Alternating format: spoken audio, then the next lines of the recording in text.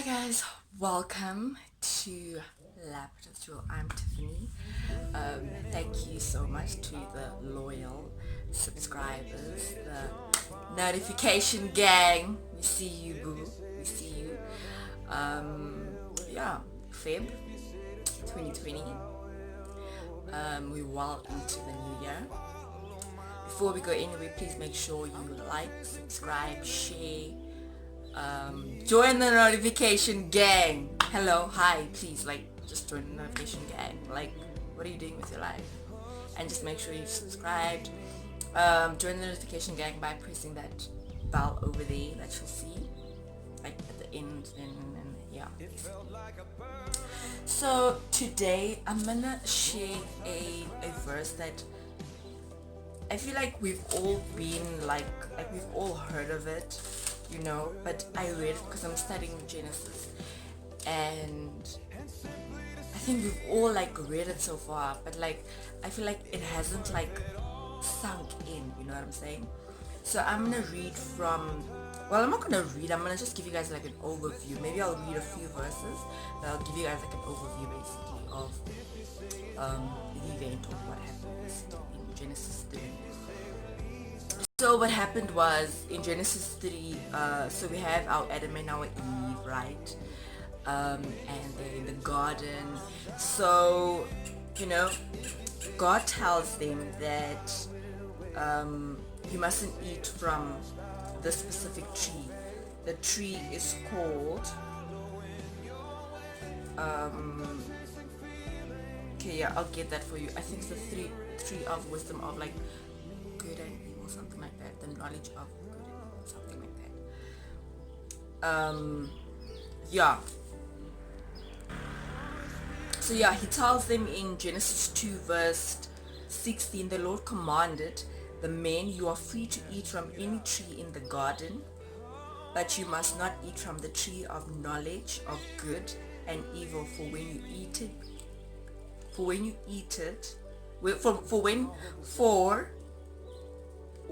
eat from it, you will certainly die. Okay, so firstly he says the Lord commanded, right? I want you to highlight that, the Lord commanded. And then he's like, no, you can eat from anything, but just don't eat from this tree.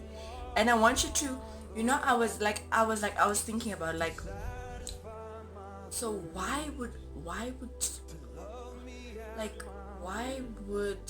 God not let you want to eat from the tree of knowledge of good and evil? I mean, we want to know what is evil and what is what is good and stuff, but I'll get into that later. So I just want you to think about that. So God commanded Adam, and he said, listen here, fam, don't go there, just don't go there. When your parents are like, fam, listen here, don't go there, no, listen here, don't do that. But no, I can't even we like things, man. Yeah. So okay, back to Genesis 3, right? So now the serpent comes here and he's crafty, and it's like, did God really say you mustn't eat from the tree? You mustn't eat from this tree. And now Eve is like, yeah, no, that's what God said, because God said we're gonna die if we eat from that. So I'm gonna listen to God. I mean, he made me, he knows what's going on, you know what I'm saying? So I'm gonna listen to him, right? And what she says, for God knows that, and this is what the serpent says. So the serpent says, for God knows that when you eat from it, your eyes will be open and you will be like God, knowing good and evil. Right? I want you, because I highlighted that, and that must be highlighted. So this is 3 verse 5. This is what the serpent says to Eve, right? And then when the woman saw that the fruit of the tree was good for food and pleasing to the eye, and it was desirable for gaining wisdom, she took some and she ate. Chigi. Isn't it like to be disobedient? Because some things, it looks good, right? Chigi, they ate it. Yeah, chigi, they're naked. Thereafter, God comes and is like, but the Lord God called to the man, where are you? And then Adam answered and he said, no. Then it's like, I heard you in the garden, and I was no. Oh yeah, this is Adam. It's like, I heard you were in the garden, and I was afraid because I was naked, so I hid. We can't hide away from God. And then he said, but no, wait, who told you you're naked? Right? And then the man said, no, the woman you put here with me, she said, no, the fruit is nice, I must eat it. So now it's like time to blame game, right? That's what we're good for, right?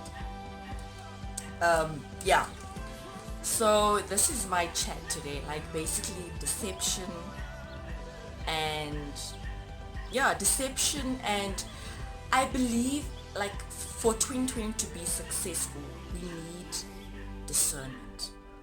So important. What do we need discernment from? To discern from good and evil. How do we discern? We need to be able to discern. In God's word, he says that my sheep know my voice. They hear me when I call, they know my voice. So if you are able to discern, but now also we hear God's voice, then again we are not obedient. So I feel like for 2020 to be successful, we need to be discerning and obedient. Why? What's gonna happen if we're not? Things are gonna happen that we could have avoided if we were what? Discerning and obedient. They would have not been naked in the first place. If they would have not been naked if they were not obedient and discerning. Because the thing is, listen, Eve says no, God says we're gonna die. You know the truth. Like as young people, I feel like we know the truth, but what do? We're like, no, but that. So also, sometimes we take what we see with our eyes as more relevant, as more important. Like you're gonna see, okay, no, this guy is good looking, but what God said, I might be touching a nerve or two, but right, God said, stay focused, stay in your lane, stay single for this, stay single for a few months, but you're like, God, this guy looks so good. That's where it's at though. And then, but God said, hey, Tiffany, babes, my child, my daughter, stay away. But you're like, nah, that's where it's at. Okay, cool. Now you've gone your own path, sharp. Then jiggy things happen. For example, you get maybe HIV/AIDS, or you fall pregnant, something like that. Then you're like, but God, now I have a child. God, I have HIV/AIDS. What do I do to deserve this? And then after that, so firstly, we disobey God, right? But God told us, don't do that. But what do? We're like, God, fam, I heard you, but I mean what I see. Because God says we live by faith and not by sight. So I need to live by faith in what God said. His word is true. His word is honest. His word is stronger, sharper than any two-edged sword. His word is the light unto my path and the lamp unto my feet. His word is the bread of life, that I need it. And I can't live without it, but I need to be obedient and I need to live by his word. But what do? Now we know the word, but then again we're not being obedient. Things happen and we start blaming God, we start blaming other people because we don't want to take responsibility. And this is what Adam did. Adam was like, no, this woman that you brought here, she's the cause of my fall. Now boo, your self-control is your problem. Your disobedience is a problem. The fact that you could not discern that what I told you and what they are telling you is two opposite things led you to where you are at this moment. But what are you doing? You're blaming God, and you're like, and also now you're looking at how bad the situation is. Like God says, listen here, who told you you're naked? So now you're making it even bigger than it actually is. And then what do we want to do? We're in a backside. We want to be like, God, but the thing is, you told me to do this, but then now I didn't. But you know what, actually, because this happened, because something happened in my life, I'm not going to serve you anymore. But the thing is, you are the reason reason why you are in the situation in the first place, but you don't want to take responsibility. So then you like, you backslide, you blame God, you backslide, and you're like, you know what, whatever, to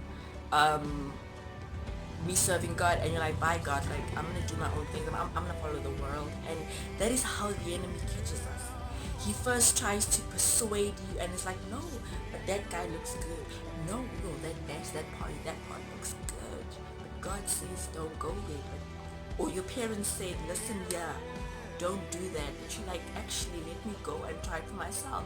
And then what happens? You get burnt, and after you get burnt, you start blaming other people. And then after start blaming other people, you're like, actually, you know what, they're not good for me. But the thing is, they are the ones that were good for you, and now you're just like, so I don't know. I hope as young people that we become discerning and obedient. If God says don't go there, don't have these friends, don't do that we listen the first time, that we don't have to learn from our mistakes. And even if you've backslidden, like, God is always waiting open arms to accept you. God, what God forgives us every time, all the day, all the time, yeah, all the time. And we just have to be like, God, please forgive me. And then when we do this, we need to be considerate and be like, yes God, I'm gonna be obedient, and I'm gonna and pray for God's discerning spirit, so that wherever I go, that if this is not for me, God places it in my heart, and he gives me direction, so that I don't follow things. So I really pray that as young people, we don't conform to the ways and the patterns of the world, but be transformed by the renewing of our minds.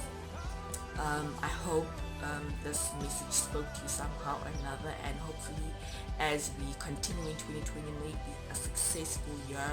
Spiritually, may you grow and abound in faith, in favor, in love. And thank you so much for watching. I am Tiffany, this is Laptop Jewel, and keep shining, keep being the light. And yes, thank you so much, love you guys. Mwah. Please make sure you have liked, subscribed, please share it with your mother, sister, brother, uncle, friend, neighbor, your bae, Valentine's Day. Bless them with this message even, you know what I'm saying? But yes,